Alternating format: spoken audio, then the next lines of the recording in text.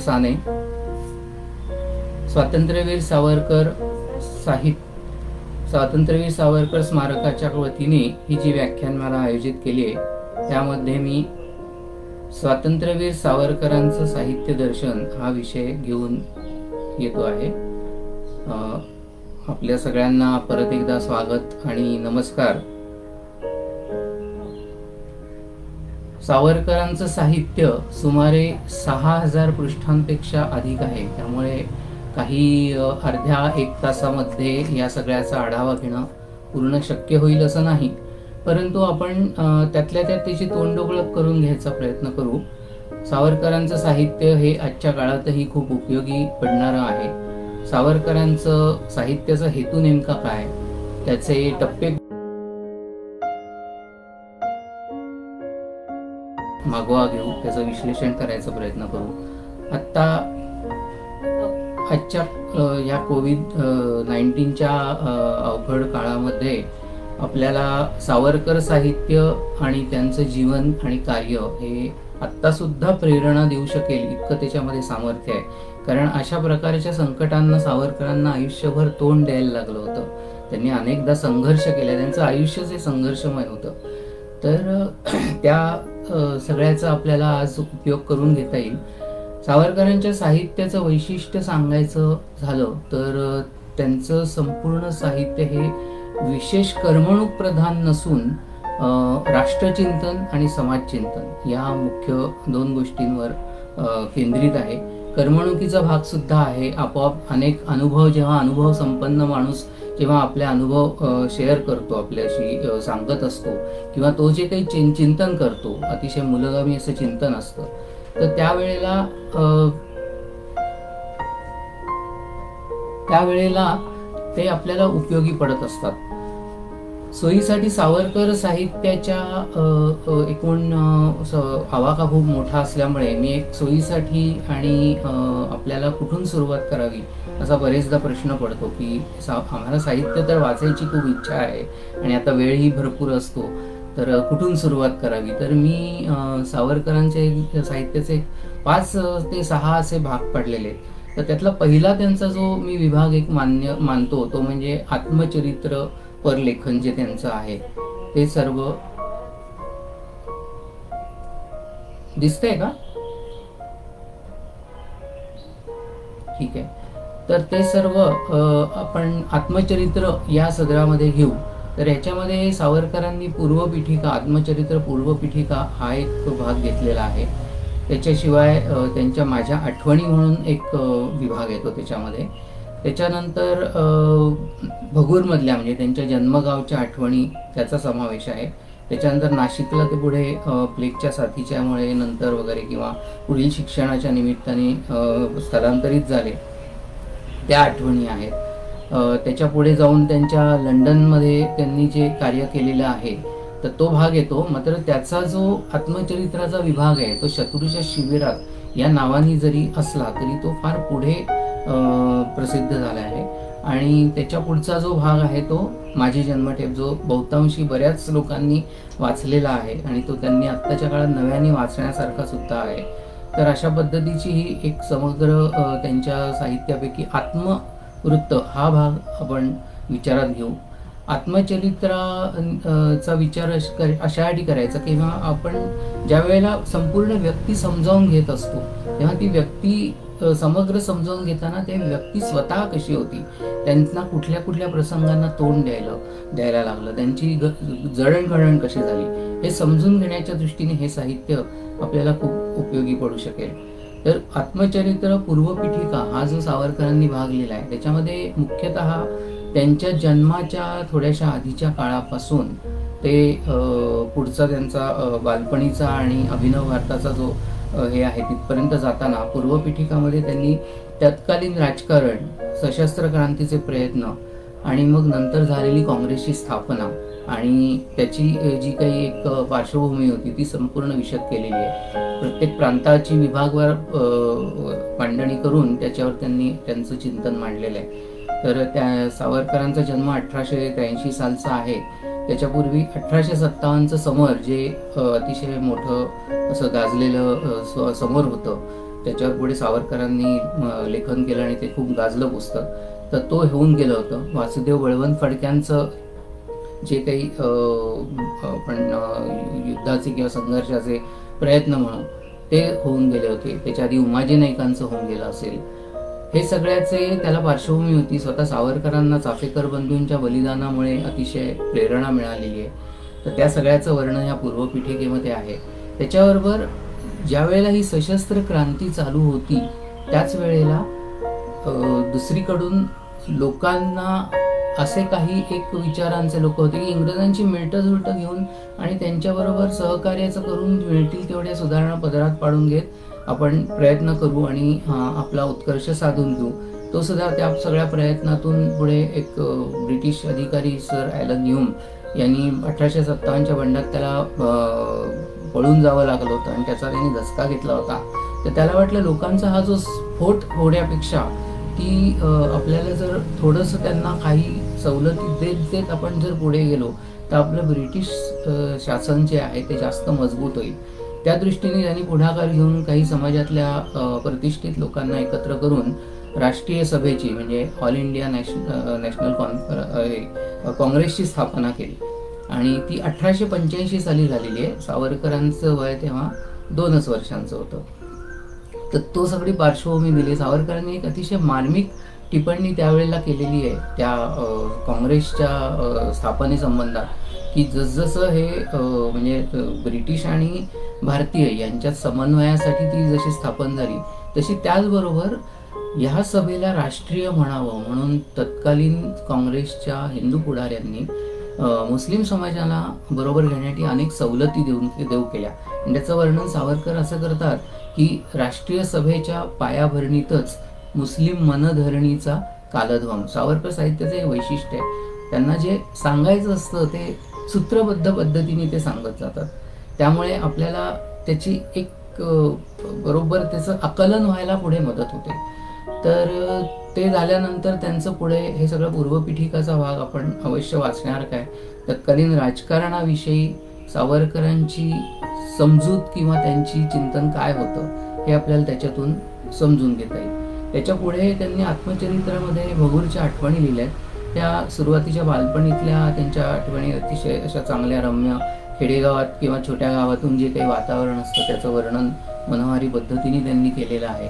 त्यांची तिकडे शाळा, त्यांची घरातली परिस्थिती या सगळ्याचं वर्णन आहे. परंतु दुर्दैव असं आहे की सावरकरांना बालवयातच त्यांची आई सोडून गेली छोट्याशा आजाराचं निमित्त होऊन आणि सगळी भावंड फक्त वडिलांच्या पितृछायेखाली वाढू लागली. परंतु हे होता होता पुढे काळ अतिशय कठीण येत गेला त्यांच्यावरचा. त्याचं सगळं वर्णन सावरकरांनी केलंय. आज जसं आपण सगळी मानवता ज्या संकटाला तोंड देते तशीच त्या काळात 1899च्या सुमाराला प्लेगची मोठी साथ आली. म्हणजे उंदरांना हा रोग आधी व्हायचा आणि तो माणसांमध्ये संक्रमित होत असे. तर त्याच्यातून सावरकरांच्या कुटुंबावर त्याचा घाला पडला. म्हणजे सगळ्याच तत्कालीन समाजावर आणि पुणे, नाशिक, भगूर अशा सबंध अनेक ठिकाणी तो पसरत गेला आणि माणसांचं अतिशय दुर्दैवी अशा पद्धतीने मृत्यू व्हायला लागले. त्याचं सगळं अतिशय वर्णन आणि त्याला कसं तोंड दिलं सगळ्यांनी किंवा देत होते किंवा कशी पळापळ होत होती याचं सगळं वर्णन त्याच्यामध्ये आले आहे. त्या मानाने आज आपण बऱ्याच सुरक्षित वातावरणात आहोत असंही म्हणायला हरकत नाही, कारण आज इतर सोयीसुविधा बऱ्याचशा अनुकूल आहेत. पण सावरकरांच्या बाबतीत किंवा त्या काळाच्या बाबतीत समाजाला त्याही फार कमी प्रमाणात उपलब्ध होत्या. या प्लेगच्या साथीमध्ये सावरकरांचे वडील, त्यांना प्लेग झाला. त्यांच्या ते वारल्यावर त्यांच्या पाठोपाठ त्यांचे वडिलांच्या समान असणारे त्यांचे काका तेही याला बळी पडले. त्याच्याबरोबर इतकंच होऊन थांबलं नाही तर त्यांचे वडील बंधू बाबाराव सावरकर आणि धाकटे बंधू बाळ सावरकर की बाळ किंवा नारायणराव सावरकर या दोघांनाही प्लेगची लागण झाली आणि अतिशय बिकट अशी परिस्थिती त्यांच्यासमोर उद्भवलेली होती. परंतु त्यांनी स्वतः आणि त्यांच्याहून फक्त 2 वर्षांनी लहान असलेली येसू वहिनी, जिला त्यांनी मातेसमान मानलंय, मोठ्या भाऊ आणि वहिनी यांना ते नंतर मातृपितृस्थानी मानत होते, तर ती फक्त 14 वर्षाची आणि स्वातंत्र्यवीर सावरकर म्हणजे तात्याराव सावरकर हे फक्त 16 वर्षाचे अशी ती स्थिती, आणि वडील गमावलेले आणि काका गमावलेले, वडील बंधू आणि धाकटे बंधू हे प्लेगच्या रुग्णालयात गेलेले, अशा सगळ्या त्या आठवणींचा त्यांनी तो अतिशय हृदयद्रावक म्हणून असा वृत्तांत मांडलेला आहे. परंतु सुदैव असं की त्यांना स्वतःला आणि त्यांच्या वहिनीला कदाचित रोगप्रतिकारक शक्ती चांगली असेल, मनशक्ती चांगली असेल, त्यांना त्याची लागण झाली नाही आणि त्यांचे वडील बंधू आणि धाकटे बंधू दोघेही याच्यातून बरे झाले आणि सावरकर कुटुंब नाशिकमध्ये स्थलांतरित झालं. परंतु त्यावेळेपर्यंत त्यांची आर्थिक स्थिती मात्र प्रचंड प्रमाणात खालावलेली होती. त्या सगळ्या परिस्थितीचं वर्णन ह्या नाशिकच्या वृत्तांतात आहे. मात्र हे सगळं चालू असताना नाशिकमध्ये सावरकरांनी आपली मित्रमेळा ही संघटना स्थापन केली आणि बघता बघता ती महाराष्ट्रभर त्याचा फैलाव झालाय. ती प्रकट स्वरूपाची संघटना होती. गणेशोत्सव करणं, शिवजयंती साजरी करणं, देशभक्तीवर अशी गीतांचा प्रसार करणं, काही अभ्यास मंडळं चालवणं, वाचन वाढवणं, कसरती, अशा स्वरूपाचं जे तरुणांना जो आवडेल अशा स्वरूपाचं काम त्यांनी उभं केलं. सावरकरांना संघटन कौशल्य जमत नव्हतं असं ज्यांना वाटतं त्यांनी हा काळ तपासून पाहावा. सावरकरांमध्ये सुद्धा संघटन कौशल्य होतं. त्यांनी वयाच्या 14व्या वर्षीच तर स्वातंत्र्याची शपथ घेतलेली होती, कारण ती अंतर्स्फूर्ती होती. ते त्यांचं पूर्वसुकृत्य घेऊन आले होते.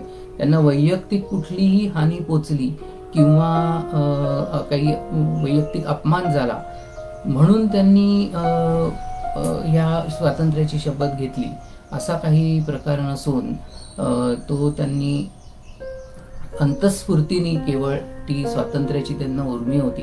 पण त्यांना स्वातंत्र्यवीर म्हणतो ह्याचं एक मोठं कारण हे सुद्धा आहे की ही एक अशी अंतस्फूर्ती असल्यामुळे आणि ती अख्ख्या त्यांच्या आयुष्यभर ती तशीच राहिलेली आहे ती प्रेरणा. आणि इतकंच नाही तर परिसानी लोखंडाला स्पर्श करतात सोनं व्हावं, तशी त्यांची ती जी स्फूर्ती होती ती त्यांच्या भोवती जे जमत तरुण त्यांच्यामध्ये ती प्रवाहित होत असे. तर हा सगळा मित्रमेळ्याचा काळ आणि ह्या मित्रमेळ्यातूनच त्यांनी हळूहळू असे जास्त निवडक तरुण गोळा करायला सुरुवात केली की जे कठीण कार्य आहे सशस्त्र क्रांतीचं ते करू शकते. आणि मग त्यांनी अभिनव भारत ही गुप्त संघटना स्थापन केली. तिच्या हळूहळू महाराष्ट्रभर तर शाखा होत्याच, देशात पसरायला लागल्या. हे काम वाढवावं आणि ब्रिटिशांना त्यांच्या गुहेत जाऊन त्यांच्या शिबिरात जाऊन आव्हान करावं, त्यांना समजून घ्यावं. ब्रिटिशांचं नेमकं शक्ती रहस्य काय, त्यांची लोकशाहीची कल्पना काय, लोकशाही कशी आहे आणि ते एवढे जगावर साम्राज्य कसे स्थापन करू शकले या सगळ्याचा अभ्यास करणं ह्या दृष्टीने. आणि वरपांगी शिक्षण तर हेतू होताच, तर वरपांगी बॅरिस्टरी शिकण्याच्या निमित्ताने त्यांनी लंडनला प्रयाण केलं आणि तो संबंध भाग पुढे शत्रूच्या शिबिरात या नावाने त्यांनी लिहायला सुरुवात केली होती. परंतु तो मात्र त्यांनी स्वातंत्र्यानंतर 1950च्या नंतर कधीतरी सुरुवात केलेली आहे. त्याच्यात एक मोठा विलक्षण योगायोग असा घडला की या लंडनच्या याच्यामध्ये हरनाम सिंग नावाचे एक तरुण युवक पंजाबमधले त्यांच्या चळवळीत सामील झाले होते. ते त्यांना एक दिवस भेटायला आले या शत्रूच्या शिबिराचं लेखन चालू असताना. आणि त्यांनी काय कारण अज्ञात आहे आपल्याला, पण त्या दोघांची गुप्त भेट झाली आणि त्यांनी त्यांना विनंती केली. असं म्हटलं जातं की हा तुम्ही लिहू नका. अनेक गोष्टी सावरकर तेव्हा उघड करू इच्छित होते त्यांच्या क्रांती काळातल्या, परंतु कदाचित तेव्हा सशस्त्र क्रांतिकारकांना म्हणावी तशी हे आलेली नव्हती. तोपर्यंत मान्यता सरकार दरम्यान ती मान्यता नव्हती. स्वतंत्र होऊन सुद्धा आपल्याला सगळ्यांना ती गोष्ट माहिती आहे की स्वातंत्र्यानंतरही सावरकरांना काय किंवा सशस्त्र क्रांतिकारकांचा तितकासा गौरव होऊ शकला नाही. तर कदाचित त्यांना ती एक हे वाटत असेल की ह्याच्यातून काही फारसं साध्य होण्यातलं नाही, तर श्रेय नसलं तरी चालेल, पण आपल्याला हे सगळं प्रकट करायचं नाही. त्यांची विनंती सावरकरांनी मान्य केली आणि हे जे त्यांचं शत्रूच्या शिबिरातला हा जो आत्मचरित्राचा भाग आहे तो पुढे त्यांचे स्वीय सचिव कैलासवासी बाळाराव सावरकर यांना त्यांनी तोंडी सांगून काही प्रमाणात माहिती देऊन त्यांच्या शब्दांमध्ये त्यांनी तो पूर्ण केला. बाळारावांनी सुद्धा तो ओघवता जो त्याचा प्रवाह होता तो जपत तो त्यांनी बऱ्याचशा चांगल्या प्रकारे तो पूर्ण केला. त्यामुळे हे सुद्धा शत्रूच्या शिबिरात सुद्धा काही प्रमाणामध्ये आपण त्यांचं आत्मचरित्र समजून घेण्यासाठी वाचू शकतो. यानंतर आत्मचरित्र विभागातला आपण पुढचा सर्वात मोठा म्हणजे माझी जन्मठेप. 1910ला त्यांना 2 जन्मठेपींची शिक्षा झाली. त्यानंतर 1921 पर्यंत अंदमानच्या तुरुंगामध्ये आणि पुढे 3 वर्ष रत्नागिरीच्या तुरुंगामध्ये अशी त्यांना घालवावी लागली. ते अतिशय कष्टमय, हाल अपेष्टांचं, शिक्षांचं असं ते सगळं तो काळ होता 13-14 वर्षांचा. त्याची सगळी वर्णन हे सावरकरांनी माझी जन्मठेपमध्ये अतिशय साहित्यिक पद्धतीने भाषेत त्यांनी असं केलेलं आहे. बऱ्याच जणांना वाटतं की सावरकरांची भाषा जड आहे, पण प्रत्यक्षात मला असं वाटतं की ती जड म्हणण्यापेक्षा जुन्या काळची आणि पल्लेदार आणि संस्कृत प्रचुर आहे. जर आपण थोडंसं त्याला सरावत गेलो आणि वाचत राहिलो नेटाने तर आपल्याला त्या भाषेची गोडी कळते आणि सहज समजायलाही लागते. एवढी काही ती फार अवघड वगैरे अशी भाषा नाहीये. तर तुम्ही हा संपूर्ण आत्मचरित्राचे भाग जे आहेत ते अवश्य परत सगळे पहिल्यापासून वाचा. माझी जन्मठेप वाचलं असेल तर पुन्हा वाचण्यासारखं आहे. आत्ताच्या काळात ते तुम्हाला नक्की धीर देईल. अंदमानामध्ये त्यांनी केलेल्या वेगवेगळ्या चळवळी आहेत. शिक्षा भोगत असताना त्यांनी कधीही स्वतःच्या एकट्याला शिक्षा भोगायला लागल्या, एकट्यावर अन्याय झाले असे अजिबात त्याच्यामध्ये म्हटलेलं नाहीये. त्यांनी त्यांच्या सहकार्यांना किती यातना भोगायला लागल्या, कोणाला कशा आत्महत्या करायला लागल्या, कोणाला किती यातना झाल्या, कोणाला कसं वेळ लागलं, हे सगळं साध्यंत वर्णन केलेलं आहे. कुठेही स्वतःचं हे करावं किंवा आपल्याविषयी सहानुभूती निर्माण व्हावी असा कुठेही त्याच्यात तुम्हाला कणभरही हेतू सापडणार नाही. पण आपल्याला जे अनुभव आले, आपल्यावर ज्या प्रसंग ओढवले, पारतंत्र्य असल्यामुळे आपण नागरिक म्हणून भारताचे किती परवश आहोत हे सगळं आपल्याला त्याच्यातून लोकांना, आपल्या जनतेला समजावं या हेतूने त्यांनी ते माझी जन्मठेपचं लेखन केलेलं आहे. आणि ते एक साधारण मला एक निश्चित साल सांगता येणार नाही, पण 1927च्या आसपास ते क्रमशः प्रसिद्ध होत होतं. याच्यानंतरचा पुढचा त्यांचा जो टप्पा आहे तो लेखनाचा. लेखन हे त्यांचं वेगवेगळ्या ह्याच्यात झालेलं आहे, कालखंडात संपूर्णच झालं. म्हणजे वयाच्या 11व्या वर्षापासून काव्यलेखन, पोवाडे हे सगळं सुरू झालेलं आहे. ते अगदी वयाच्या त्यांच्या 80व्या वर्षापर्यंत लेखन सतत चालू होतं. शेवटचा त्यांचा ग्रंथ आहे 6 सोनेरी पाने. परंतु मी त्याची विभागणी अशी करून मांडते की ते टप्पे त्यांच्या आयुष्यातले. म्हणजे इतर वेळेला त्या ह्याच्यातलं काही लिखाण झालं नाही असं नाही, परंतु ते आपल्या सोयीसाठी वाचनाच्या म्हणा किंवा समजून घेण्याच्या मी ते टप्पे करते. की पुढचा टप्पा मी तो मानलेला आहे तो सशस्त्र क्रांतीच्या लेखनाचा टप्पा. म्हणजे आत्मचरित्राचाच एक परत पुढचा भाग आहे. त्याच्यामध्ये आपण जोसेफ मॅझिनीचं त्यांनी प्रसिद्ध केलेलं, भाषांतर केलेलं चरित्र आहे. आणि त्याची सर्वात महत्वाची म्हणजे जोसेफ मॅझिनीच्या आत्मचरित्राची प्रस्तावना. ही प्रस्तावना त्यांच्या सशस्त्र क्रांतीचं तत्वज्ञान मांडणारी आहे. आणि ती अक्षरशः महाराष्ट्रातल्या हजारो तरुणांनी पाठ करून मुखोद्गत केली. म्हणजे ते नंतर जरी मी असं ऐकलंय की टिळकांनी याचे उद्गार काढले की जेव्हा ते जप्ती आणली, राजरूत झालं ब्रिटिश सरकारकडून, तेव्हा टिळक म्हणाले काही चिंता नाही, आता हजारो तरुणांनी ती तोंडपाठ केलेली आहे. अशी ती एक ते चरित्र तर जोसेफ मॅझिनी तर त्यांचा आदर्श होता. इटलीचा क्रांतिकारक होता. त्यांनी इटलीला जे मुक्ती मिळवून दिली त्याच्या दृष्टीने त्यांनी त्याचा चरित्राचा अभ्यास केलेला आहे. तर तो सगळा चरित्र त्यांनी आपल्या भारतीय तरुणांपुढे ठेवलं. शिवाजी महाराजांचे पोवाडे, शिवकाळा पोवाडे, सिंहगडाचा पोवाडा हे तर तेव्हा अतिशय गाजत होते. शिवजयंतीमध्ये हजारो तरुण ते म्हणत होते. आणि बाजीप्रभूवरचा पोवाडा आहे हे तर त्यांचं कार्य चालूच होतं. त्याच्याबरोबर बाह्य अशा देशातल्या काही आवश्यक असलेल्या आदर्शांचाही त्यांनी जोसेफ मॅझिनीच्या रूपाने शोध घेतला. आणि ह्याच्यानंतर प्रत्यक्ष लंडनमध्ये त्यांनी 1857चे समर, स्वातंत्र्य समर याच्यावर हा एक अतिशय महत्वाचा असा ग्रंथ लिहिलेला आहे. तो ग्रंथाचं वैशिष्ट्य असं आहे की त्यांनी अक्षरशः 5 पिढ्यांना क्रांतिकारकांच्या प्रेरणा दिलेली आहे मिळून. जवळजवळ म्हणजे भगतसिंग सारख्यांनी ह्याची एक आवृत्ती काढली, सुभाषचंद्र बोसांनी याची आवृत्ती काढलेली आहे. त्याचा सगळाच इतिहासी म्हणजे ते पुस्तक लिहितायत सावरकर, याची कुणकुण लागताच ब्रिटिश सरकारने त्यांना एकतर ग्रंथालयात द्यायची बंदी केली, जिथून ते सगळे ही रेकॉर्ड्स मिळवत होते. आधी सावरकरांनी घोड बनवून ग्रंथपालाचा विश्वास संपादन करून हे सगळं मिळवलेलं होतं, म्हणून त्यांचं फारसं अडलं नाही. ती त्यांची चतुराई होती, त्यांनी आधीच ते सगळं टिपून घेतलं होतं. तर त्या ग्रंथपालांनी त्यांना बंदी केली, तरी त्यांनी त्या सगळ्या वाचलेल्या ह्याच्यावर आणि घेतलेल्या टिपणांवर तो ग्रंथ पूर्ण केला.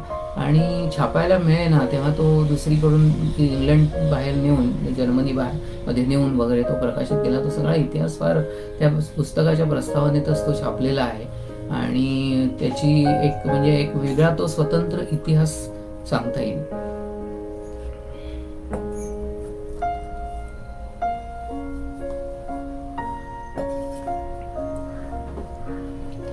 हे सावरकरांचं क्रांतिकार्याचं लेखन झालं सगळं. याच्याशिवाय सावरकरांच्या अगदी आपण सशस्त्र क्रांतीचं म्हणता येणार नाही, पण त्याच विचारांचं लेखन म्हणायचं म्हणजे त्यांनी विहारी या भारतीय मराठी वृत्तपत्रासाठी लंडनहून काही बातमीपत्र पाठवलेली आहेत. तर त्याच्यामध्ये अप्रत्यक्ष प्रतिकाराचा जय आणि पराजय हा एक महत्त्वपूर्ण लेख आहे. म्हणजे अप्रत्यक्ष, तेव्हा काही सत्याग्रह हा शब्द परिचित नव्हता, पण अप्रत्यक्ष प्रतिकार ह्या पद्धतीने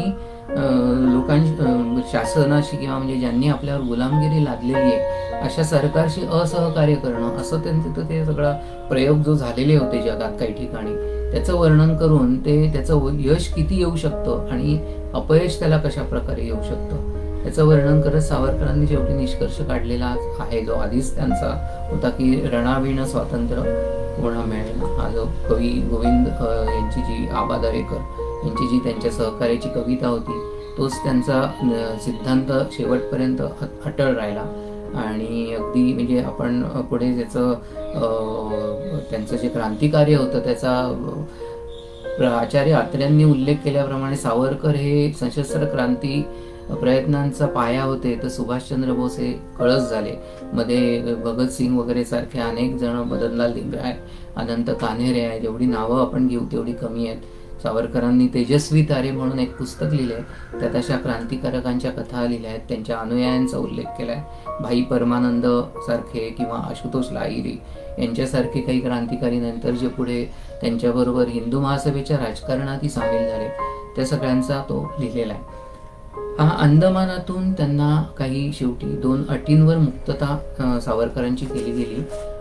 अर्धम त्यजति पंडिता या उक्तीला अनुसरून आपलं आयुष्य नुसतं अंदमानात पिचत पडणं आणि काही हातून भरीव कार्य होऊ न शकणं, देशाच्या उपयोगी न पडणं, याच्यापेक्षा आपण राजकारण काही काळ सोडलं, काही काळ ही झुंज सोडली आणि समाजकारणावर लक्ष केंद्रित केलं तरी फारसं काही बिघडणार नाही, असा उपयुक्ततावादी दृष्टिकोन स्वीकारून सावरकरांनी ब्रिटिशांच्या या 2 अटी मान्य केल्या की मी एक म्हणजे राजकारणात भाग घेणार नाही 5 वर्षापर्यंत आणि 5 वर्षापर्यंत रत्नागिरी जिल्ह्यामध्ये स्थानबद्ध राहीन. स्थानबद्ध ही एक प्रकारची तुरुंगवास म्हणजे बेड्यांचा किंवा एका विशिष्ट याच्यात नसला तरी परिसरामधला एका विशिष्ट बंदिवासच होता.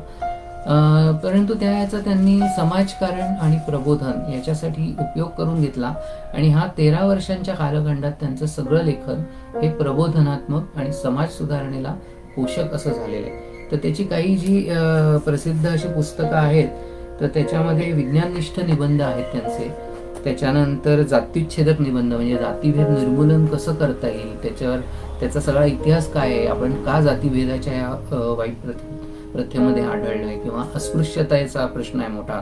जातीभेद हा तर मोठा प्रश्न आहे, अस्पृश्यता ही पहिली पायरी होती की अजूनच जे जातीभेदाच्या पलीकडे जाऊन ज्यांना अस्पर्श मानत जात होतो त्यांच्याविषयी तर फारच अतिशय वाईट अशी परिस्थिती निर्माण झालेली होती. सावरकरांनी पहिली सुरुवात त्या प्रश्नाला केलेली आहे. त्याच्यावर त्यांनी लिखाण म्हणून महत्वाचं एक नाटक सुद्धा लिहिलं, म्हणजे नाटक किंवा सिनेमा ह्याची एक पुढे त्यांनी ओळखलं या माध्यमाचं यश. आणि संगीत उश्शाप नावाचं नाटक त्यांनी अस्पृश्यता निवारण या विषयावरच लिहिलेलं आहे. तर नाटकं त्यांनी 3 नाटकं आणि एक अर्धनाटक असं आहे. पण या कालावधीत किंवा समाज सुधारणा आणि प्रबोधन याचा जर विचार केला तर संगीत उश्शाप हे नाटक त्यांनी त्याचे काही प्रयोग झाले आणि ते सुद्धा नाटकाचे प्रयोग अधूनमधून काही जण करतात, तर तो प्रत्यक्ष प्रयोग झाला तर तोही बघता येईल किंवा तुम्ही ते वाचून काढावं असं मी तुम्हाला विनंती करेन. हा जो समाज सुधारणेचा आहे त्याच्यामध्ये सावरकरांच्या गोष्टी, म्हणजे सावरकरांनी प्रबोधन करण्यासाठी म्हणून ज्या काही कथा लिहिल्या त्या एक मनोरंजक सुद्धा झालेल्या आहेत आणि संवाद रूपाने आहेत. त्यामुळे ते आपल्याला अगदीच पूर्ण वैचारिक असं त्याला ताण न येता त्याला एक प्रकारची करमणूक प्रधानता, ललित लेखनाचं स्वरूप आहे. असं ते सुद्धा 2 भागामध्ये ते यांनी प्रसिद्ध केलेलं आहे. म्हणजे आधी काळ प्रकाशननी हे मोठं काम सावरकर हयात असताना सावरकर साहित्याचं प्रकाशन केलेलं आहे 8 खंडामध्ये. नंतर आचार्य बाळाराव सावरकर जे सावरकरांचे स्वीय सचिव म्हणून काम करत होते, सेक्रेटरी म्हणून, तर 16 वर्ष त्यांनी विनामूल्य त्यांचं काम बघितलं. सावरकरांनी त्यांना याचे हक्क दिले आणि त्याचं काम त्यांनी खूप काळ अतिशय चांगल्या पद्धतीने करत राहिले आणि आताही ते नंतर स्मारक आपलं करत आहे. अशा पद्धतीने ते तुम्हाला उपलब्ध आहे, आपल्या साईटवर सगळं साहित्य उपलब्ध आहे सावरकर स्मारकाच्या संकेतस्थळावर. तर हे अखंडपणाने चाललेलं आहे प्रकाशनाचं काम. तर ती तुम्ही निश्चितपणाने घेऊन वाचा, ऑनलाईन असतील ती ऑनलाईन वाचा. याच्या व्यतिरिक्त पुढचा जर आपण त्यांच्या आयुष्यातला टप्पा मानायचा, ह्याच्यात एक महत्त्वाचा म्हणजे विज्ञाननिष्ठ निबंध, बुद्धिवादाचा प्रचार हा एक अतिशय महत्त्वाचा टप्पा आहे. आणि तो तर म्हणजे त्याच्यावर ग्रंथ लेखकांनी लिहिलेले आहेत बुद्धिवाद या विषयावर. आणि तो कसा सर्वंकष होता, म्हणजे नुसतं वैज्ञानिक समृद्धी किंवा टेक्नॉलॉजी म्हणजे सावरकरांचा विज्ञानवाद नाही आहे, तर त्याला अतिशय दृष्टी जी आहे आयुष्याकडे बघण्याची, ऐहिक आयुष्याकडे बघण्याची, ती त्यांनी त्याच्यामध्ये दिलेली आहे. म्हणजे आपण आज राज्यघटनेत म्हणतो की आपल्या भारतीय नागरिकांनी वैज्ञानिक दृष्टी अंगी बाळगून घ्यायला पाहिजे. ते संबंध त्याचं जे एक प्रचार आहे तो आणि विचार आहे, त्याचं चिंतन आहे, हे सावरकरांच्या सगळ्या जातीभेद निर्मूलन असेल, विज्ञाननिष्ठ निबंध असतील, याच्यामध्ये आपण वाचू शकतो. 2 शब्दात 2 संस्कृती, याच्यामध्ये कुठेही स्वतःची संस्कृती म्हणून ती चांगली असं हे न करता जे चांगलं आहे ते स्वीकारावं या ह्यांनी त्यांनी केलंय. गायीच्या विषयामध्ये त्यांनी एक गोपालन हवे, गोपूजन नव्हे या अर्थाने मांडलेलं आहे. ते खूप टोकाचा विचार करून लोक सांगतात किंवा मांडलं जातं, पण प्रत्यक्षात त्याचा अर्थ आपण सुवर्णमध्य काढून घेऊ शकतो की त्यांना गोरक्षणाची हे नव्हती असं नाही, कारण नंतरच्या काळात त्यांनी कत्तलखाने बंद व्हावेत म्हणून सुद्धा आंदोलनांना पाठिंबा दिलाय. त्यामुळे त्यांना गोरक्षण किंवा गोपालन अपेक्षित होतं, मात्र उगाचच पूजन करावं आणि बुद्धिहत्या करावी आणि त्याच्या आहारी जाऊन आपण काहीतरी एका छद्मविज्ञान आपण म्हणू ज्याला, अशा आहारी जावं हे मात्र सावरकरांनी कधीही मान्य केलं नसतं. तर तो सगळा भाग आपण त्यांच्या प्रबोधनात्मक लेखनातून तपासू शकतो. मी आता हे सगळं घेतोय त्याच्यामध्ये मला पुस्तकांची यादी सांगणं हा फारसा हेतू नाहीये माझा. आपण विभागवार त्यांचं चिंतनाचे विषय काय आणि त्याचे अनुषंगिक पुस्तकं एवढंच मी घेतो आहे. ह्याच्या व्यतिरिक्तही काही पुस्तकं आपण संकेतस्थळावर बघू शकता, त्याच्यातून आपण पुढे घेऊ शकतो. त्याच्यानंतरचा मी एक महत्त्वाचा विभाग केलाय तो म्हणजे हिंदुत्व, राजकारणाचा जो भाग आहे त्यांचा, तर त्याच्या संबंधी महत्त्वाची त्यांची 2 पुस्तकं म्हणजे एक हिंदुत्व आणि दुसरं म्हणजे हिंदू राष्ट्रदर्शन. हिंदुत्व हे पुस्तक त्यांनी 1923ला रत्नागिरीच्या तुरुंगात असतानाच त्यांनी ते लिहिलेलं आहे आणि ते कसं बाहेर आलं आणि काय फारशी कल्पना नाहीये, पण तेव्हाची जी सगळी बाहेरची परिस्थिती होती ती त्यांच्यापर्यंत जात होती. म्हणजे 1909ला जेव्हा ब्रिटिशांनी काही झुकतं दिलं मुसलमान समाजाला त्यांच्या लोकसंख्येपेक्षा जास्त, आणि त्याला नाईलाजानी म्हणा किंवा काय त्यावेळेसची राजकारणाची गरज म्हणून म्हणा, लखनौ कराराद्वारे जी एक मान्यता दिली गेली, त्याच्यानंतर दिवसेंदिवस मुस्लिम लीग जिन्ना किंवा मुस्लिम नेते तेव्हाचे अली बंधू म्हणून प्रसिद्ध होते, त्यांच्या मागण्या आणि त्यांची जी एक आकांक्षा ज्या होत्या परत इस्लामिक राष्ट्र स्थापन करण्याच्या, त्या वाढत्या प्रमाणात जात होत्या. काँग्रेसचं धोरण हे दिवसेंदिवस तुष्टीकरणाकडे वाढत चाललं होतं. तर ह्या पार्श्वभूमीवर सावरकरांनी चिंतन केलंय की मग हिंदू हे आपलं मूळ जे हिंदुस्थान हे नाव आहे आणि हिंदू जो समाज आहे कोटी संख्येने, तर तो समाजाला काही स्थान आहे की नाही त्याची, तर सावरकरांनी त्याची एक मुख्य चांगली अशी व्याख्या केलेली आहे ती सगळ्यांना माहिती आहे. सिंधू सिंधू पर्यंता यस्य भारत भूमिका हिंदूभू पुण्यभू पितृभूश्चैव सवय हिंदू रीती स्मृतः. म्हणजे हिंदू कोण याचे दोन महत्वाचे निकष सावरकरांनी दिले. एक म्हणजे ज्या माणसांची, ज्या लोकांची, ज्या समाजाची पुण्यभूमी ही भारतभूमी आहे आणि पितृभूमी म्हणजे पिढ्यानपिढ्या ज्यांची ही भूमी आहे, वाटवडिलांची आहे, पितरांची भूमी आहे, ते सर्व समाज आणि ती सर्व लोक हिंदू या नावाने ओळखली जातात. हा त्यांनी त्याच्यातून साररूपाने काढला. हीच व्याख्या गद्य रूपात 1916 साली स्थापन झालेल्या हिंदू महासभेच्या मूळ मांडणीत सुद्धा आलेली आहे. सावरकरांनी त्याला अतिशय सूत्रमय संस्कृत श्लोकबद्ध असं स्वरूप दिलं आणि ती खूप मोठ्या प्रमाणात मान्यता पावली आणि तो एक हिंदुत्व विचारांची एक ती पायाभूत अशी ती संकल्पना आज झालेली आहे. त्याच्यावर अभ्यास करायला लागतो. या हिंदुत्व म्हणजे हा हिंदुत्व ग्रंथ म्हणजे द्विराष्ट्रवादाचा सिद्धांत नव्हे. सावरकरांनी द्विराष्ट्रवादाचा सिद्धांत मांडलेला नाही. मी त्याच्यावर येतो, कारण त्याच्यानंतर सावरकरांनी 1937 सालापर्यंत 13 वर्ष त्यांना रत्नागिरीच्या स्थालबद्धतेत राहावं लागलं. त्याच्यानंतर त्यांना राजकीय रणात भाग घ्यायची परवानगी मिळाली. ब्रिटिशांचंही तेव्हा सगळं राजकारण आंतरराष्ट्रीय बदलून गेलेलं होते परिमाण सगळे. भारतातलं राजकारण बदललं होतं. आता परिस्थिती अशी झाली होती की ब्रिटिश आज ना उद्या स्वातंत्र्य देणार हे जवळपास नक्की होण्याच्या वेताला होतं. फक्त ते पूर्ण स्वातंत्र्य का वसाहतीचं स्वातंत्र्य, जे कुठलं स्वातंत्र्य मिळणार होतं त्याची वाटणी कशी होणार हा सर्वात महत्वाचा प्रश्न निर्माण झाला होता. कारण मुस्लिम लीगनी काँग्रेस समोर एक मोठं आव्हान उभं केलं होतं की आम्ही हे राष्ट्र आहोत. म्हणजे आधीच सर अहमद यांनी 1987-88 पासूनच ही मांडणी केली आहे की मुसलमाना स्वतंत्र राष्ट्र आहे. त्याच्यानंतर 1930ला अब्बास यांनी ती कवी काय त्यांचं नाव, त्यांनी ती मागणी कवी इक्बालांनी पण ती मागणी किंवा द्विराष्ट्रवादाचा सिद्धांत मांडलेला आहे.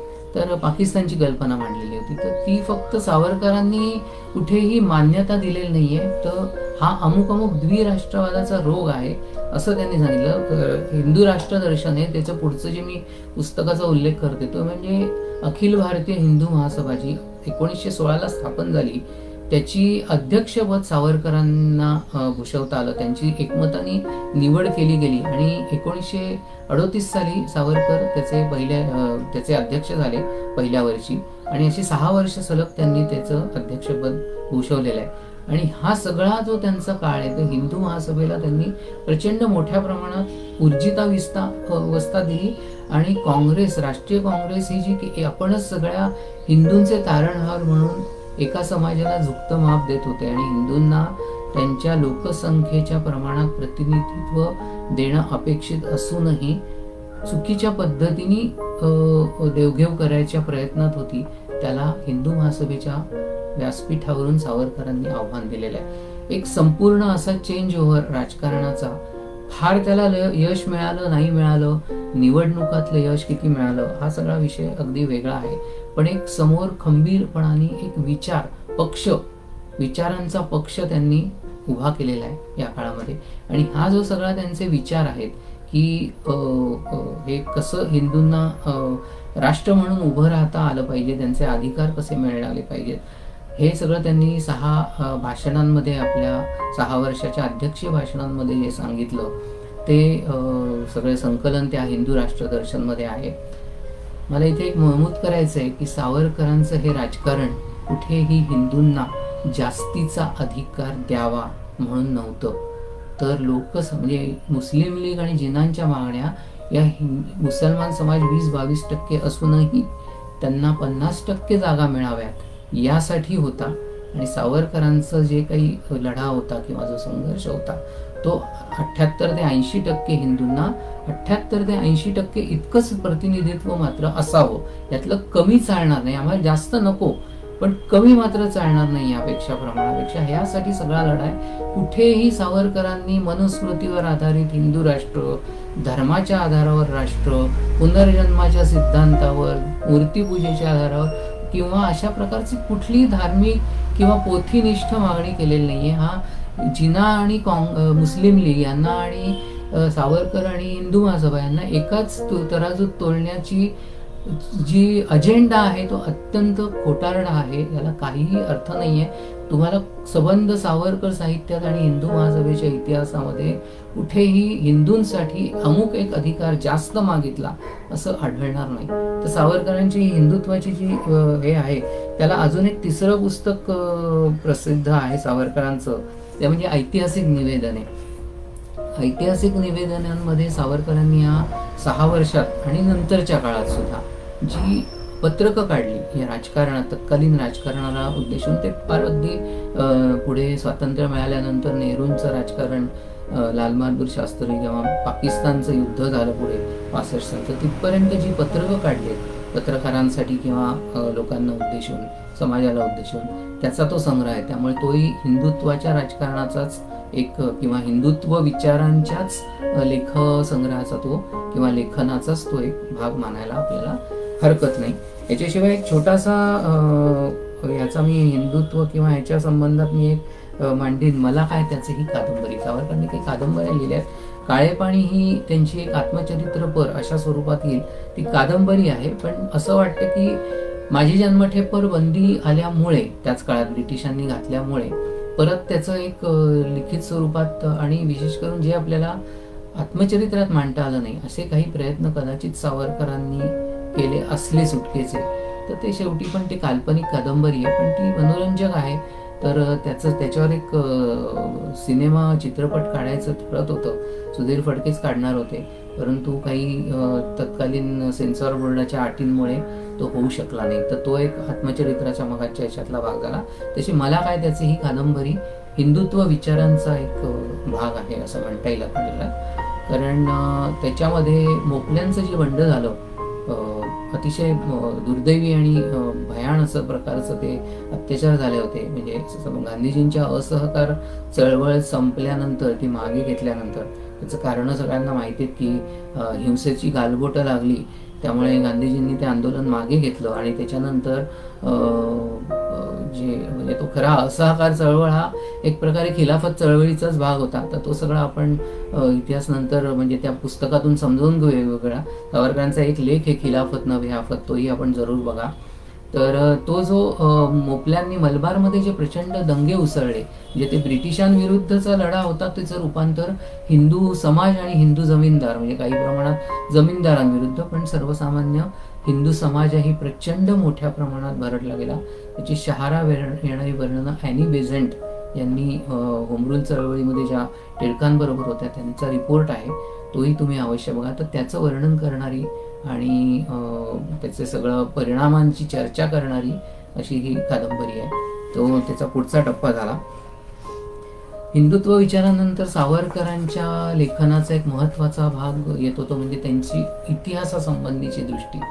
इतिहास हा सावरकरांचा आवडीचा विषय होता, परंतु सावरकर हे इतिहास संशोधक नव्हते.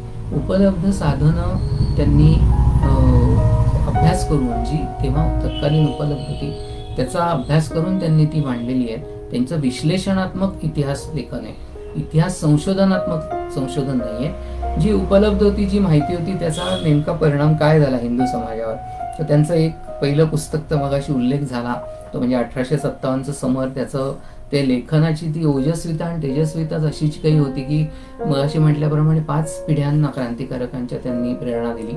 दुसरं होतं हिंदू पदपातशाही.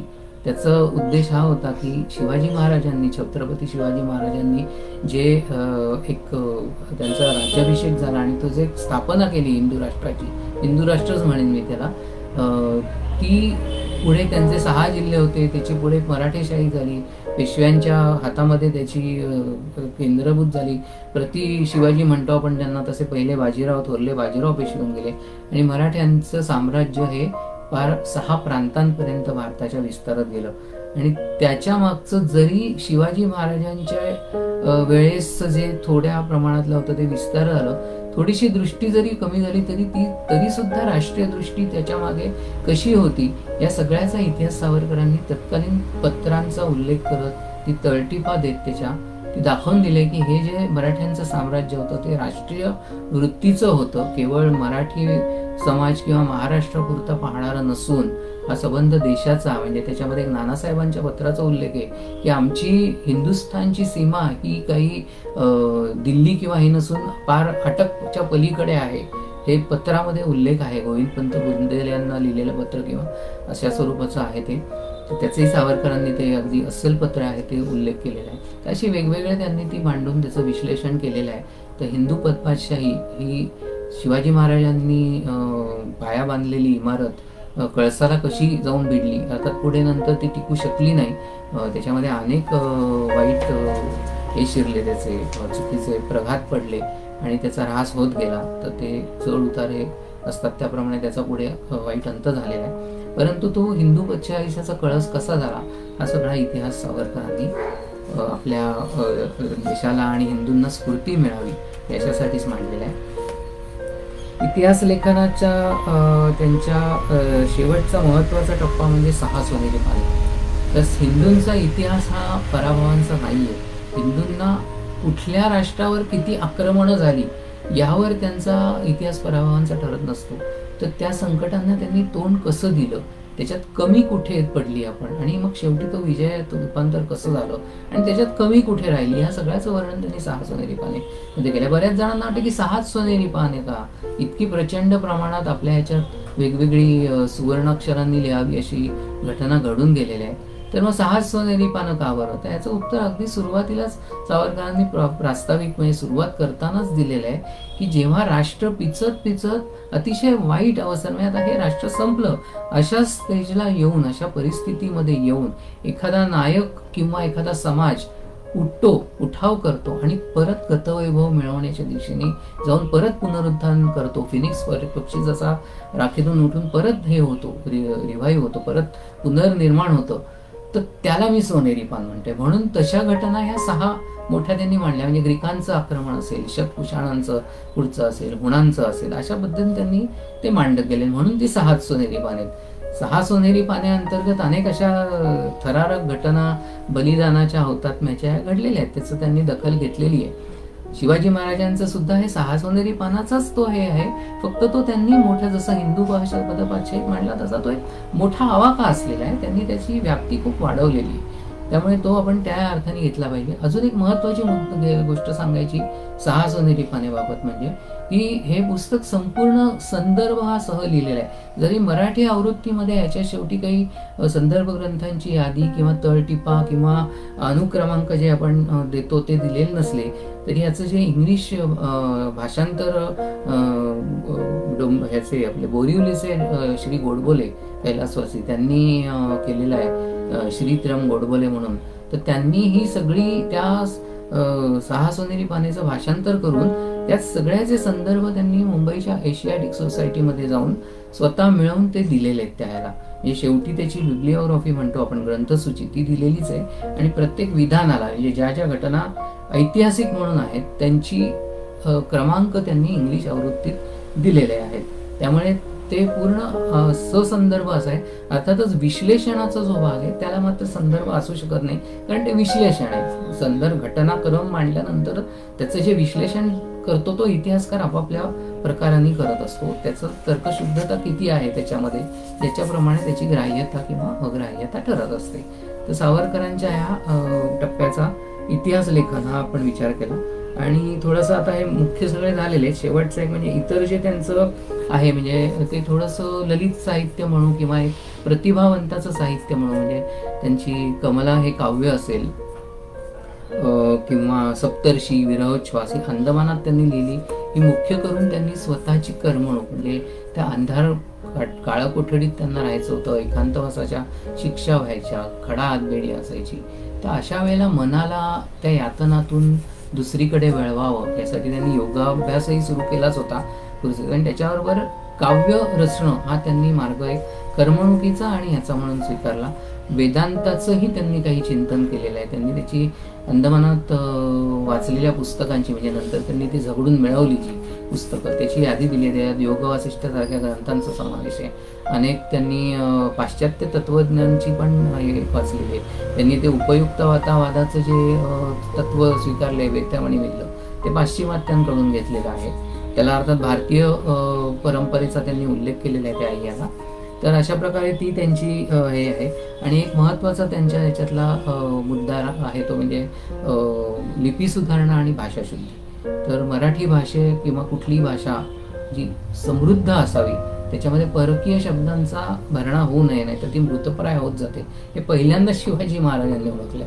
त्यांनी राज्यव्यवहार कोश आणि याचं सगळं नंतर राज्याभिषेक झाल्यानंतरची जी काही त्यांची पावलं आहेत, जे आपण त्यांना जाणते राजे म्हणतो, दूरदृष्टीचा राजा म्हणतो, त्यातलाच त्यांचाही भाषाशुद्धी हा एक विषय होता. सावरकरांना जणू काही तीच परंपरा लाभली आणि त्यांनी भाषेचं शुद्धीकरण केलं. त्याच्याबरोबर लिपी सुधारणेचाही त्यांनी देवनागरी लिपी सुधारणेचा एक विषय घेतला. आता अलीकडच्या ऑफसेट प्रिंटिंग आणि या सगळ्या याच्यात त्याचं एवढं महत्त्व राहिलं नाही, पण भाषाशुद्धीला मात्र अत्यंत महत्त्व आहे. आणि आजही आपल्यावर नुसत्या इंग्लिश असं नाही तर इतरही भाषांचं आक्रमण होतं आहे. आपल्याला ते नक्कीच थोपायला पाहिजे. सावरकरांनी अक्षरशः सहस्रावधी शब्द मराठी भाषेला दिलेले आहेत. महापौर, दूरध्वनीपासून अनेक दूरचित्रवाणी, अशा अनेक प्रकारचे शब्द सावरकरांनी मराठी भाषेला दिलेत, जे आज रूढ झालेत, आपण वापरात आणतो. तर अशा प्रकारे सावरकर साहित्याचा हा मी एक धावता आढावा घेतलेला आहे. तर आपण ह्या आत्ताच्या काळामध्ये अवश्य त्याचा डाउनलोड करून घ्या. आपल्या सावरकर स्मारकाच्या संकेतस्थळावर सगळी मोफत उपलब्ध आहे.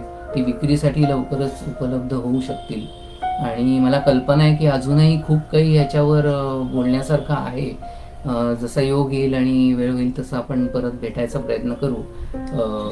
काही प्रश्नांची एक उत्तरं घ्यायची आहेत. हां, एक म्हणजे मी संन्यस्त खड्गचा उल्लेख माझा राहून गेला. ते एक नाटक महत्त्वाचं आहे.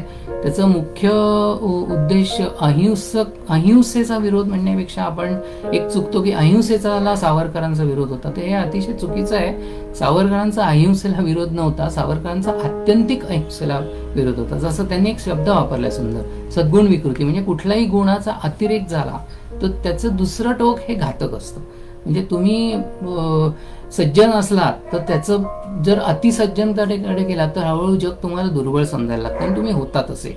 तर त्या दृष्टीने त्यांनी ते संन्यस्त खड्ग जे लिहिलंय ते त्या दृष्टीने म्हणजे शस्त्रविजयच कसा होत असतो आणि शेवटी तुम्हाला शठम प्रति शाठ्यम केल्याशिवाय फारसंच काही जगात न्याय म्हणजे मिळू शकतोच असं नाही. त्यांचं एक 6 सोनेरी पानातलं मी वाक्य आता सांगतो की धर्मविजय नुसता शस्त्रविजय धर्मबळा वाचून पाशवी असतो आणि नुसता धर्मविजय शस्त्रबळा वाचून पंगू असतो. हे अतिशय चांगलं, अगदी असंच्या असं तंतोतंत नाही आहे, परंतु अशा प्रकारचं त्यांचं वाक्य आहे. त्याच्यामध्ये त्यांना तेच म्हणायचं की धर्माला शस्त्राचीही जोड पाहिजे आणि सद्धर्माला शस्त्राची जोड पाहिजे आणि शस्त्राला सद्धर्माची जोड पाहिजे, नाही तर मग तो क्रूरपणाकडे जाईल.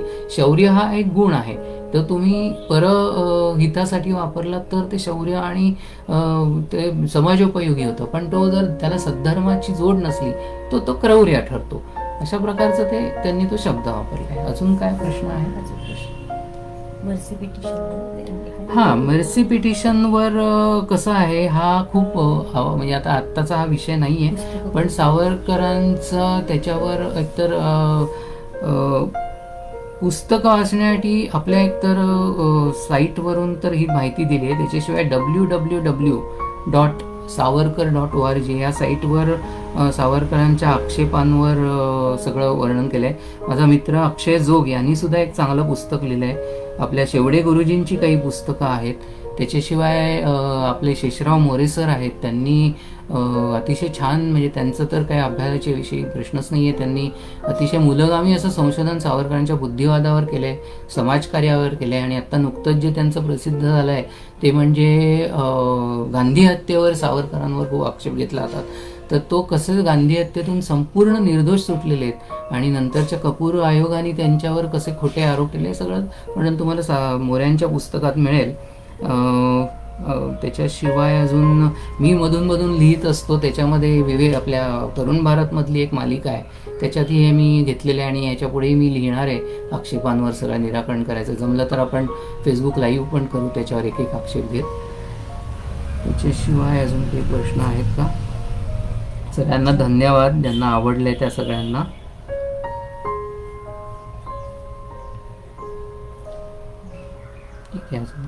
प्रश्न दिसत नाही आहेत आत्ता तरी. आपण भेटत राहूया अजून जमेल तसं.